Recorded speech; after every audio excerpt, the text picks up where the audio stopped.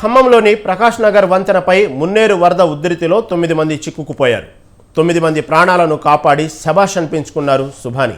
హర్యానా రాష్ట్రం మేవాత్ జిల్లాకు చెందిన సుభాని 7 ఏళ్లుగా ప్రకాష్ నగర్ వద్ద నివాసం ఉంటూ ప్రొక్లైన్ డ్రైవర్గా పనిచేస్తున్నారు.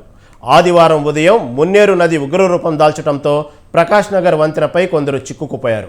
దానికి 2 వైపులా నీరు చేరి వారు ఎటువైపు వచ్చే పరిస్థితి లేదు.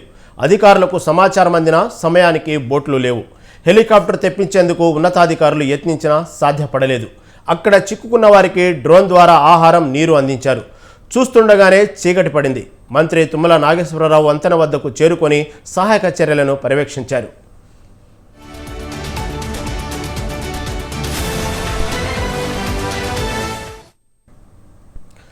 రాత్రి 10 గంటల సమయంలో ప్రొక్లైన్ యజమాని వెంకటరమణ తన వద్ద పనిచేస్తున్న సుభానిని సంప్రదించారు.